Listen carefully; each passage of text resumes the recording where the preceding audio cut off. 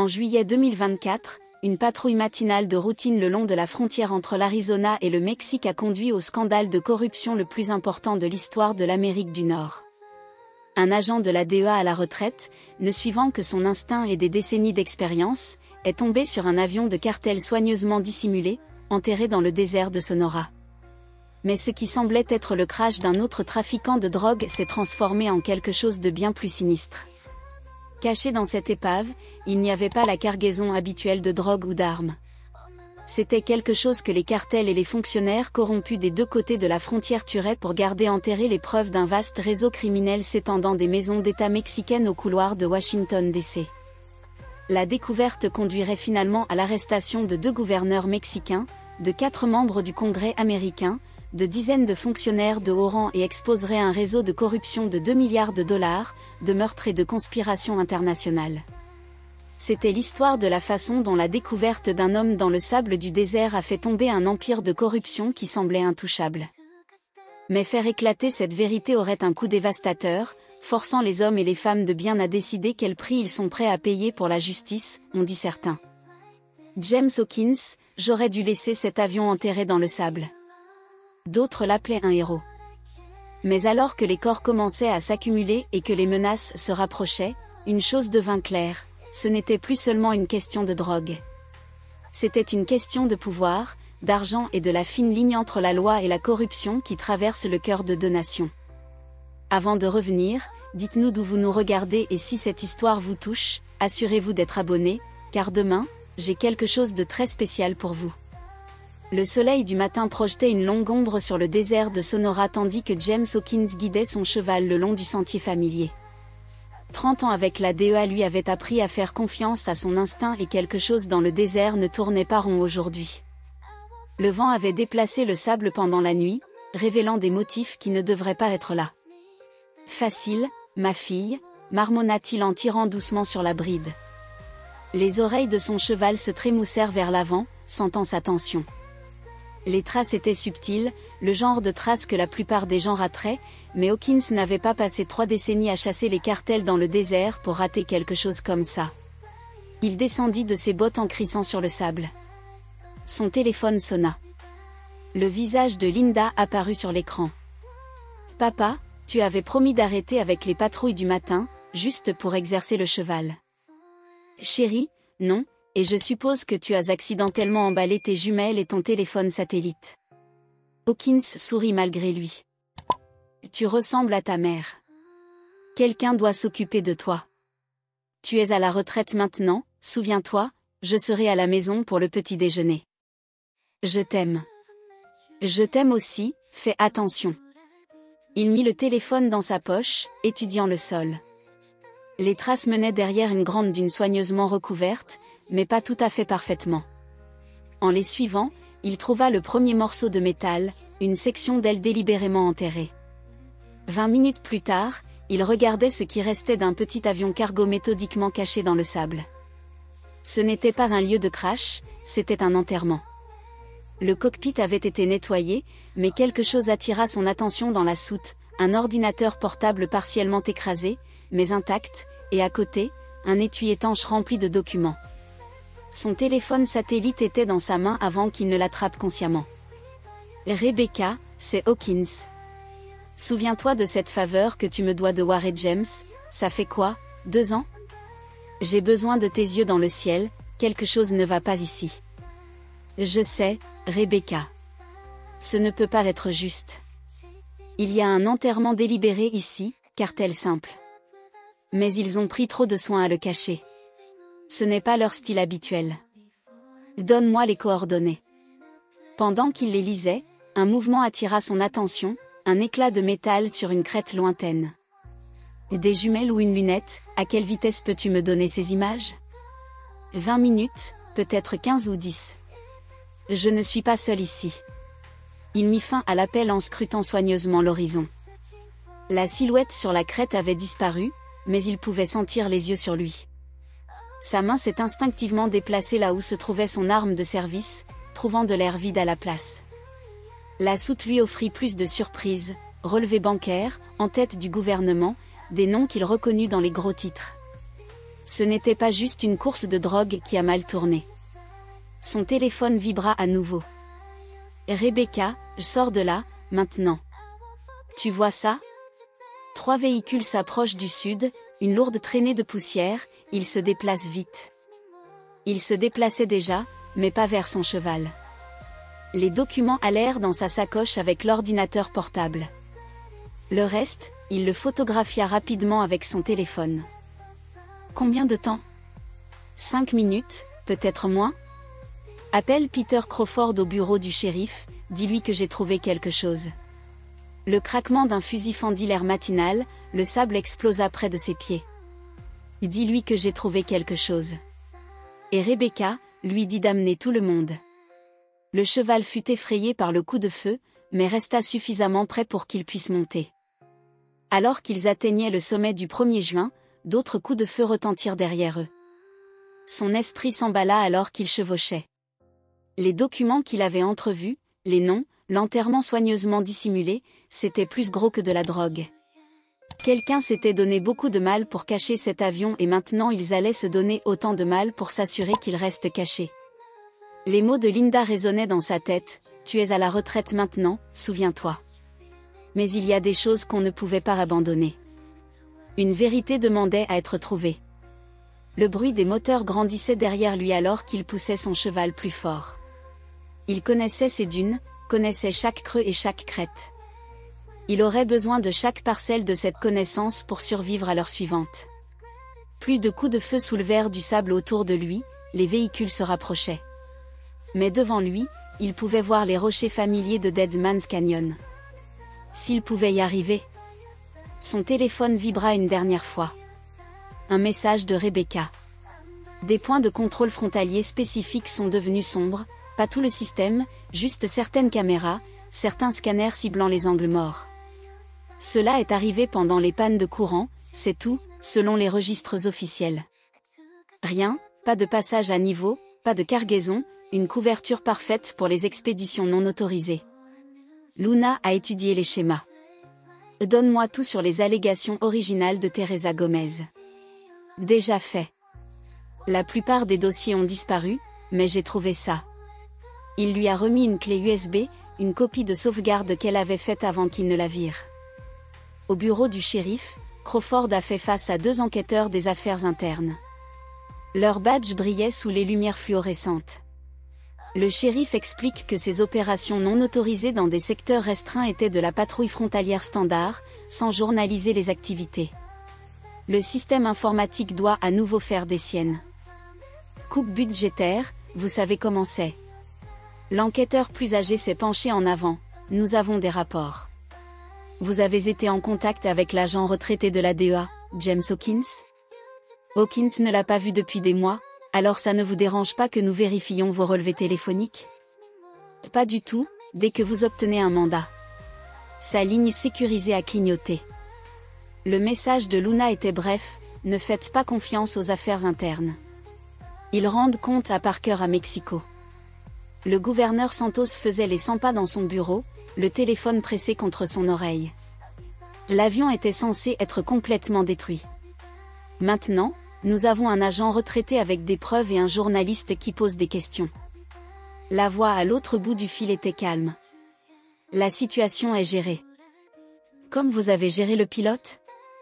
Il était du FBI, vous bande d'idiots. Une mauvaise surprise, mais rappelez-vous, gouverneur, si nous tombons, vous tomberez plus loin. À travers la ville, dans une chambre de motel miteuse, Teresa Gomez étalait des documents sur un lit, pendant que Rebecca elle copiait des fichiers. Ça a commencé avec de petites divergences, expliqua Teresa. Les poids de cargaison ne correspondaient pas, les manifestes, les rapports d'inspection déposés pour des expéditions qui n'existaient pas. Jusqu'où cela va-t-il? Des milliards dans des expéditions fantômes, de vraies cargaisons passant par de fausses. Tous connectés à des sociétés écrans appartenant à Parker Industries ou Santos Enterprises. Ils t'ont viré pour avoir trouvé ça.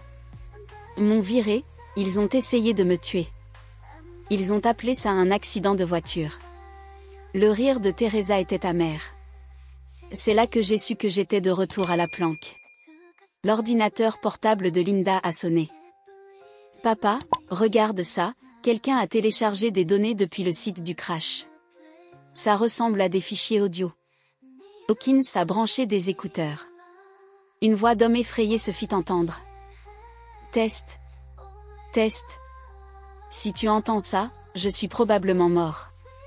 C'est l'agent spécial Marcus Torres, FBI, en couverture profonde. Ce que je vais dire, que Dieu m'aide, le réseau ne déplace pas seulement de la drogue, il déplace des gens. Des politiciens rencontrent des chefs de cartel. Des armes vont vers le sud. Mais c'est plus gros que ça. Ils ont construit une infrastructure de l'ombre, des armées privées, des prisons privées, toutes cachées derrière des contrats de sécurité aux frontières. Un coup à la porte. Hawkins, c'est AMLO Rivera. On doit parler. Linda a attrapé le bras de son père. Pouvons-nous lui faire confiance? Non, mais pour le moment, il a peur. Et très peur. Les hommes disent la vérité. Le visage de Rivera était tiré, sa confiance habituelle avait disparu. Il bouge ce soir. Quelque chose est arrivé dans les angles morts, mais d'abord, leur maison de nettoyage. Quiconque sait quelque chose. Les enregistrements de la police judiciaire, juste le début. Ils ont tout filmé. Assurance les uns contre les autres. Mais maintenant, le téléphone de Hawkins s'est allumé. James, ils ont juste essayé de m'arrêter.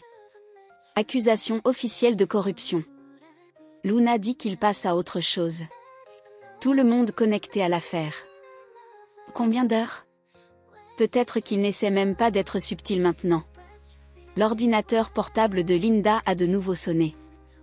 Plus de fichiers décryptés, papa. Ces enregistrements, les sociétés écrans, les contrats.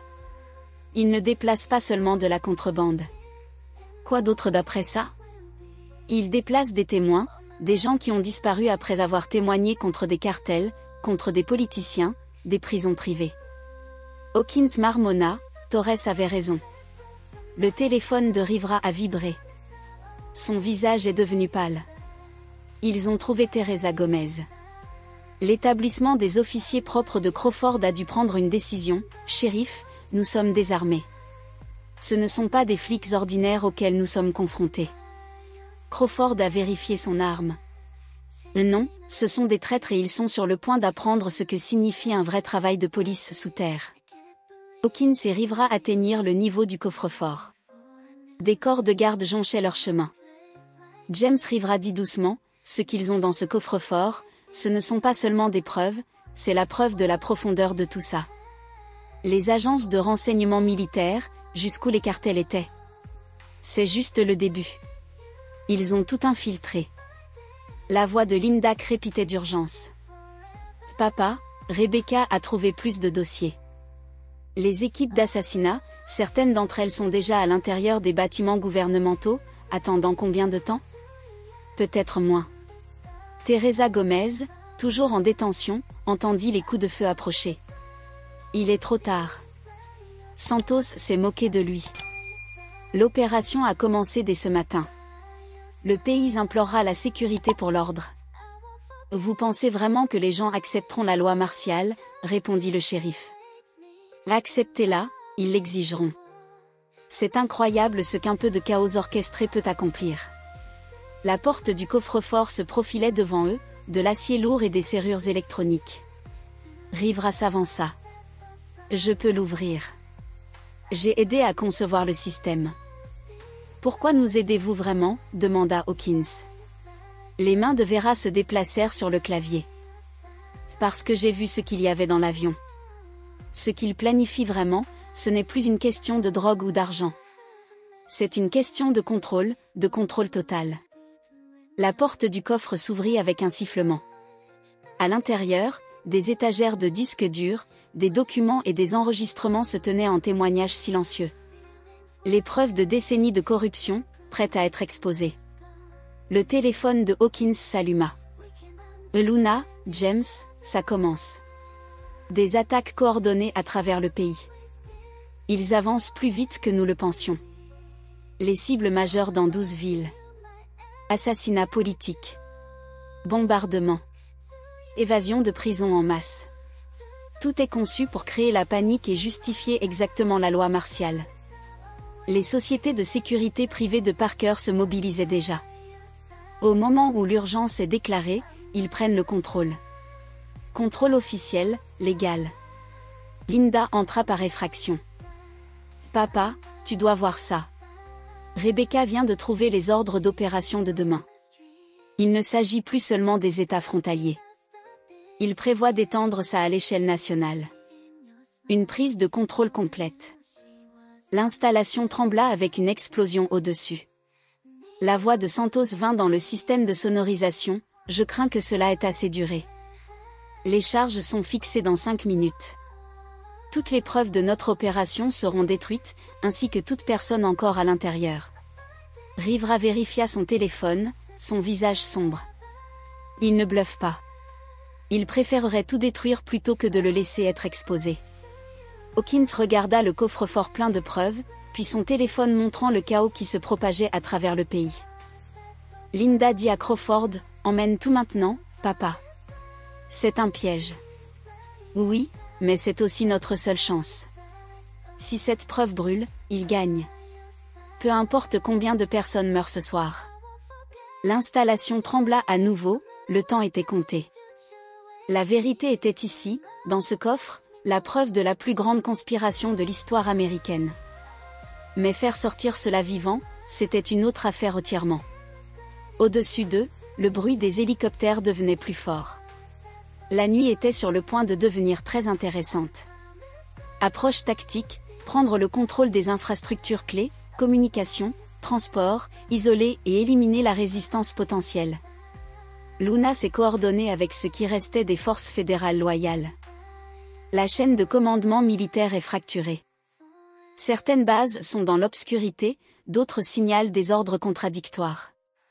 Cela se produit partout, à la fois. L'installation gémit alors que les colonnes de soutien échouent. James, Linda vous a exhorté à sortir de là. Toute la structure est en train de s'effondrer. Mais Hawkins a tenu bon face à Santos et à la vérité de ce qu'ils avaient découvert. Ce n'était pas juste une conspiration, c'était l'émergence de quelque chose qui s'était développé en secret pendant des décennies, enfin prêt à prendre le contrôle. Et quelque part, dans le chaos de cette nuit, l'avenir d'une nation était en jeu. Les écrans du centre de commandement clignotaient alors qu'une autre explosion ébranlait la structure défaillante.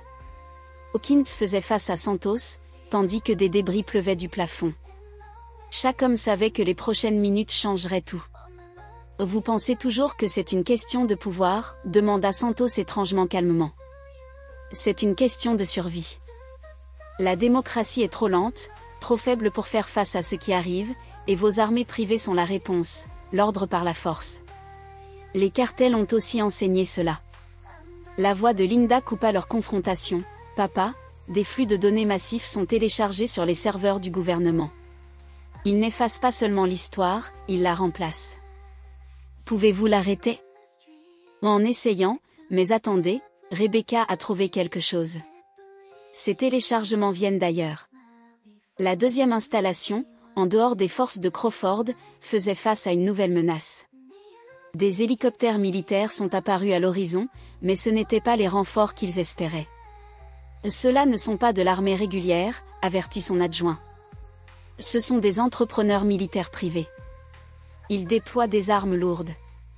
Combien ? Trop. La ligne sécurisée de Luna crépitait d'urgence. Ça se passe partout.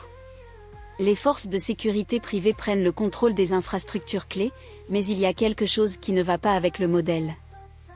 Que voulez-vous dire ? Ce ne sont pas les entrepreneurs de Parker. Approche tactique différente. Équipement différent. Quelqu'un d'autre. Rebecca travailla frénétiquement pour retracer les flux de données. La deuxième installation, ce n'est pas seulement un centre de commandement. Il gère les choses depuis le début. Parker et Santos ne sont que des cadres intermédiaires. Mais ces protocoles, ce niveau d'organisation, ce n'est pas un cartel. Ce n'est même pas le gouvernement. C'est autre chose. À Washington, le sénateur Parker reçut un appel inattendu. « Monsieur, nous avons une situation. Nos entrepreneurs sont remplacés par qui ? J'autorise aucun changement. C'est juste ça, sénateur, l'autorisation vient d'en haut. Le sang de Parker se glaça. Il n'y a personne au-dessus de moi dans cette opération. Apparemment, il y en a. Dans l'installation en ruine, Santos regardait les écrans avec un malaise croissant. Ce n'est pas bien, marmonna-t-il. Ces déploiements, ce n'est pas notre plan. Hawkins acquiesça, vous êtes mis de côté, tout comme les cartels l'étaient. La voix de Teresa brisa le bruit statique. James, les dossiers du bureau de Santos montrent une toute autre couche. Banques internationales, sociétés militaires privées, sociétés fantômes.